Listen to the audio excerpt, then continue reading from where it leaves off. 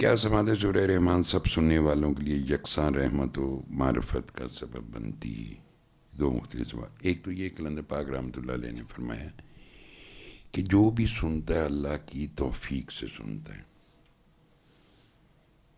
یعنی اللہ کی توفیق ہے پہلی چیز پیغام اس تک پہنچے،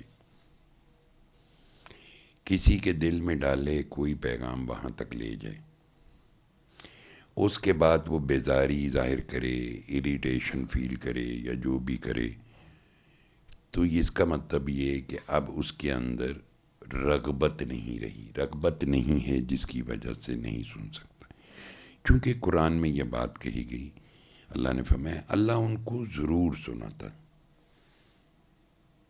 اگر ان میں خیر پاتا، یعنی ان میں رغبت پاتا سننے کی. ایک شخص ہے جیسے شیخ شہاب الدین سہروردی رحمۃ اللہ علیہ نے یہ پورا ایک واقعہ بیان کیا تھا کہ حسن استماع ہے کیا، اور اس کی بڑی زبردست مثال دی تھی کہ ایک کسان مٹھی میں بیج پکڑے چل پڑا. اب آپ کو پتہ ہے مٹھی میں بیج ہوں تو ادھر سے گرنے شروع ہو جائیں گے گندم کے. راستے میں بیج گرتے گئے، پرندے تھے انہوں نے دیکھ لیا، انہوں نے اچک لیا، کھا لیا. تھوڑی سی دور گیا، پتھر تھے ان کے بیچ میں نمی تھی، وہاں بیج گر گئے.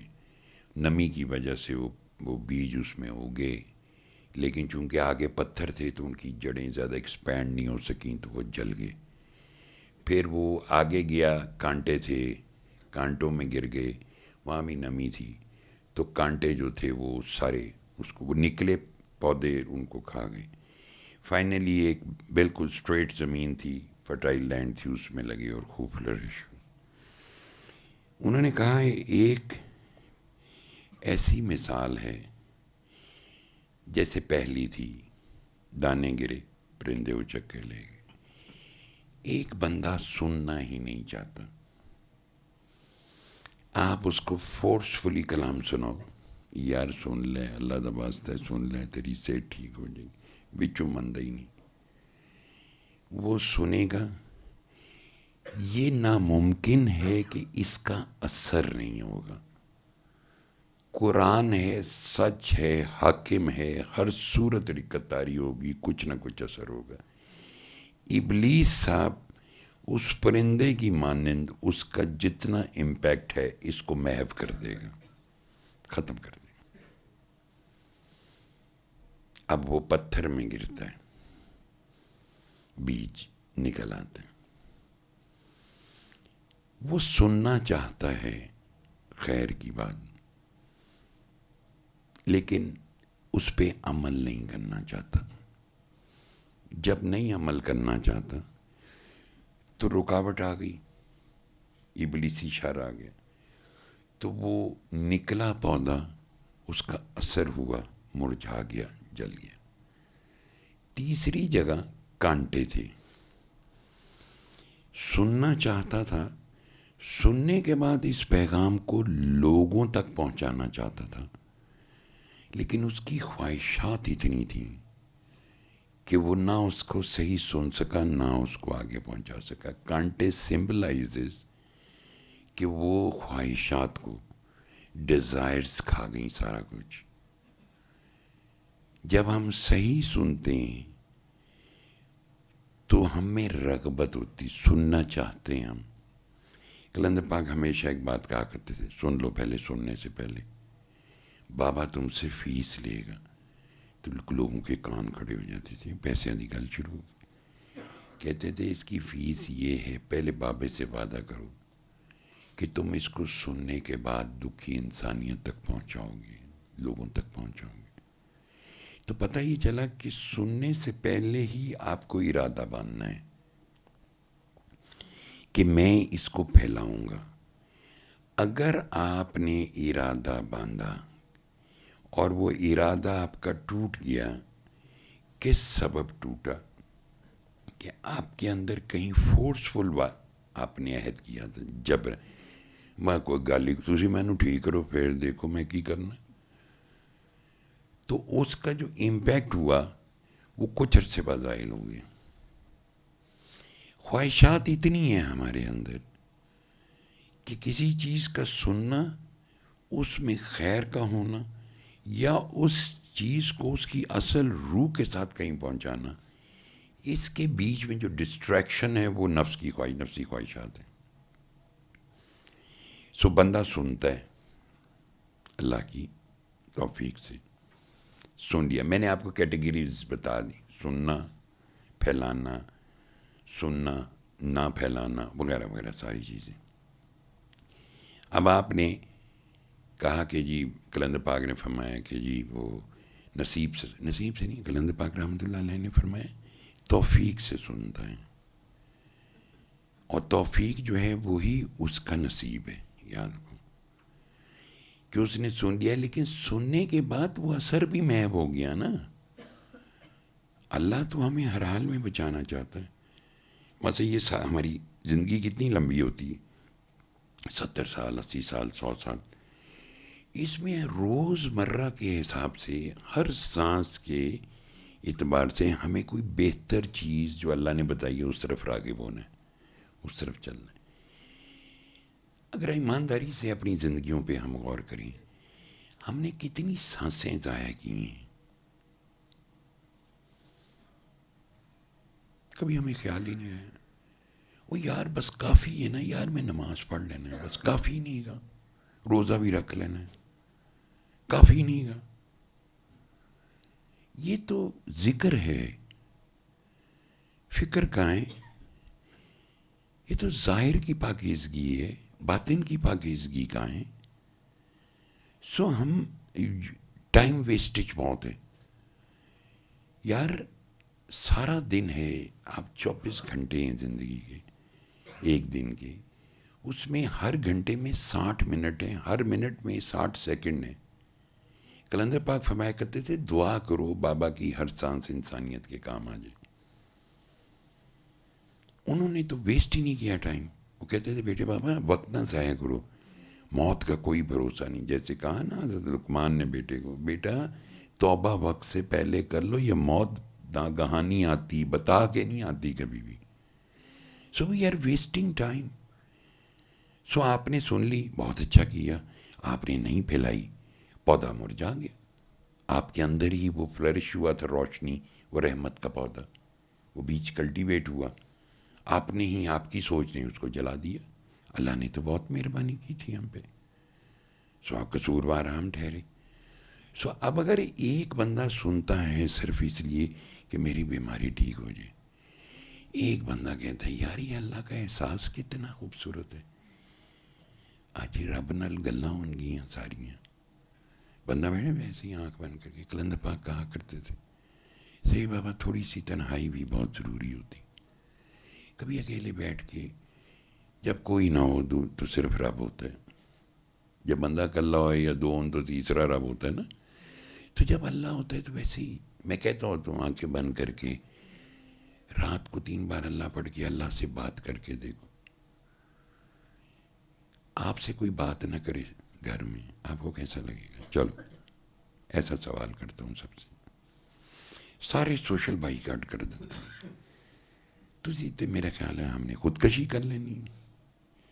مین از اے سوشل اینیمل، آئسولیشن میں تو رہ نہیں سکتا. اللہ ایک ہے، اکیلا ہے. معرفت، کوئی اس سے بھی بات کرو. کبھی سورہ رحمان سننے سے ایک کا مدعا ہے میری بیماری ٹھیک ہو جائے، ایک کا مدعا ہے میرا یہ مسئلہ حل ہو جائے، ایک کہہ رہا ہے یار کوئی اللہ نال گلنا بھی ہو جانا چاہیے. یہ ایسا نہیں ہوتا کہ سارا دن بندہ بڑا اپسیٹ ہوتا ہے، کہنا یار شامی سارے راتی ستے ہوں گے نا، پھر وضو کر کے اللہ میاں نہ گلاں کراں گا، یا اکیلے لیٹ کے بڑا مزے سے، تو بڑا مزہ آتا اس وقت. اب یہ کہ آپ اچھے ہیں گندے ہیں، کردار ہے نہیں ہے، سوچ اچھی ہے یا نہیں ہے، لیکن سب سے بڑی خیر کیا ہے کہ اللہ سے باتیں کرو. اللہ نے تو نہیں کہا اوے خبردار تم میرے قریب نہ آنا، ایسا تو کبھی نہیں کہا. وہ فرشتے، گناہگار آدمی جب پکارتا ہے نا اللہ کو تو فرشتے اس کی آواز چھپا دیتے.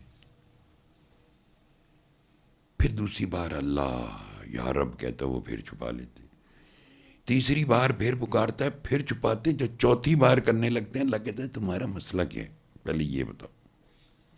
میرا بندہ ہے نا، اس کو پتہ ہے میرے سوا اس کا کوئی مددگار نہیں، ہو آر یو، گواہ رہو میں نے اس کو معاف کر دیا، بخش دیا۔ بندے کو پتا تھا اس بات کا؟ مجھے بتاؤ، جو بندہ پکار رہا تھا گناہ گار، اس کو تو خبر ہی نہیں ہے، اللہ نے اس کو معاف ہی کر دیا، بغیر اس کے کہے اس کو معاف کر دیا، کیونکہ اللہ کو ریپرزینٹ کرنے کے لیے صرف اللہ ہی ہے۔ جب ہم کہتے ہیں نا اللہ کا وارث اللہ ہے، تو اللہ کو ریپرزینٹ کرنے کے لیے صرف اللہ ہی ہے نا، اللہ کی ذات ہے نا، ایک اکیلا۔ اس کے کارخانے قدرت میں دوسرا آدمی تو نہیں کہہ سکتا کہ یار گنہگار ہے نہیں جا سکتا، کہ یہ تو غیرت کا کوشچن بن گیا، تو فرشتوں کو ڈانٹ دیا گیا۔ تو اللہ نے کہا ہم نے اس کو گواہ رہو، ہم نے اس کو معاف کر دیا، بخش دیا۔ بندے کو نہیں پتہ چلا، اس نے مانگا بھی نہیں کہ میں نے معاف کر دے، بخش دے، پھر بھی بخشا گیا۔ سو جو اس لحاظ سے سنتے ہیں کہ ان کو آگہی ہو، ان کے حجاب ختم ہوں، ان کے سینوں پہ سے یہ گھٹن ختم ہو، تاریکی ختم ہو، تب معرفت کا سبق سننے والے کے لیے ڈفرنٹ ہوتا چلا جاتا ہے۔ اس کے اندر ڈفرنس ہے بہت زیادہ، کہ بیماری کے لیے سننا، مصیبت کے لیے سننا، اور اس لیے سننا یار بس یہ جڑی گھٹن ہے، یہ جو حجاب ہے، یہ مجھے اللہ سے دور کرتی، یا اللہ ہے دور ہو جائے کسی طرح۔ اب اس کو نہیں پتہ طریقہ، وہ صرف اللہ سے باتیں کرتا ہے۔ تو ہر چیز خالق وہ ہے، تخلیق ہے، مخلوق ہے ہر چیز، وہ اس کو کنڈا ڈال کے یوں کر دے، وہ اس کو کنڈا ڈال کے یوں کر دے، وہ اس کو پابند کر دے۔ ابلیس کو کیا کہا تھا اللہ نے؟ انہوں نے کہا تھا میں تیرے بندوں کو پکڑ لاؤں گا۔ اللہ نے کہا جس کو میں رکھوں اس کو تو ہاتھ بھی نہیں لگا سکتا، کہا تھا نا اللہ نے۔ اللہ وعدے کا بھی سچ ہے۔ تو اللہ کے دوستوں کے قریب جائے نا، یہ دنیا جو ہے اس کا فریب جو ہے، یہ اتنی آرائش و زیبائش ہے، اتنے چھلاوے جو اس کی، یہ اللہ کے دوستوں کا کچھ نہیں بگاڑ سکتی، ان کو ڈراتی ہے، ان کو ٹریک کرتی ہے۔ عورت کی شکل میں جاتی ہے یا کسی شکل میں جاتی ہے، وہ کہتے ہیں نا قیامت والے دن ایک بھیانک عورت کی شکل میں یہ دنیا آئے گی، دانت باہر نکلے ہوئے، آنکھیں اندر دسی ہوئی۔ تو اللہ اب کہے گا ہاں بھائی اس کو پہچانتے، کوئی بھی نہیں مننے گا۔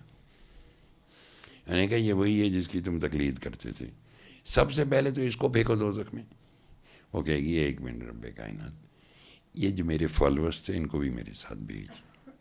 میں نے ٹھیک ہے ان کے ساتھ ہی داخل جہنم کرو۔ تو بات یہ ہے کہ ہر ایک کا ایک نیت ہے، ایک ارادہ ہے، اس کی بنیاد پر اس کی منزل کھڑی ہوگی۔ آپ کا ارادہ ایک فلور بنانے کا ہے، اچانک بغیر سوچے 2 فلور تو نہیں بن جاندے نا جی۔ تو ارادہ اگر اللہ کے قریب ہونے کا ہے تو پھر ایک پرسائز نیت اور ارادہ ہے۔ جیسے کلندر پاک یہ فرمایا کرتے تھے کہ ارادہ باندھو، ہر چیز کے لیے ارادہ باندھو۔ جب تک ہمارے اندر ارادہ نہیں ہوگا ہم سفر ہی نہیں کر سکتے۔ منزل اگر ڈٹرمنٹ نہ ہو، ٹارگٹ نہ ہو، تو آپ کیا مجاہدہ کرو گے؟ مجھے بتاؤ۔ مجاہدے کے لیے، کسی ایفرٹس کے لیے کوئی ٹارگٹ بھی تو ہوتا ہے نا۔ آپ پڑھتے ہو کہ میں نے ماسٹرز ان کمیونیکیشن کرنا ہے، یہ تو نہیں ہے کہ آپ پڑھ NCA میں رہے ہو ماسٹر ان کمیونیکیشن کی ڈگری مل جائے، آپ کو وہی پورا پڑھنا پڑے گا۔ سو ٹارگٹ ہوتا ہے ہر ایک کا۔ کلندر پاک کیا اچھی بات کہتے تھے، اللہ کی 1 روپیہ قیمت نہیں، یہ اللہ کی 1 روپیہ قیمت ہے، اس کا خریدار بھی کوئی نہیں۔ مفت میں رب ملتا ہے تو اس کا خریدار کوئی نہیں۔ تو اگر کوئی مفت کی چیز کا خریدار آ گیا، یعنی جو دنیا کی ساری قیمتی چیز کو چھوڑ کے ان کمپیریزن اللہ کی ذات جو کہ جس کا خریدار کوئی نہیں، تو اللہ کے لیے وہ بندہ کتنا زبردست ہے جو دنیا کی ساری قیمتی چیزوں کو چھوڑ کے آئے خریداری میں۔ اس لیے اللہ جو ہے وہ یہ ڈفرینس ہے سب میں کہ جو جس نیت سے سنے گا اس کے ساتھ ویسا ہی ہوگا. توفیق من جانب اللہ. وہ جب بھی آپ کسی کو پیغام دیں اس کو بتائیں آپ کو یہ پھیلانا پڑے گا. پہلے ارادہ باندھو کہ تم اس کو پھیلاؤ گے. اپنے اندر مضبوط ارادہ باندھو. جب تم اپنے اندر مضبوط ارادہ باندھ لو گے پھر تم سنو اس کو. اگر تم نے ارادہ نہ باندھا اور تم نے کہا میں پھیلاؤں گا, تم نے نہ پھیلایا, پھر کیا ہوگا؟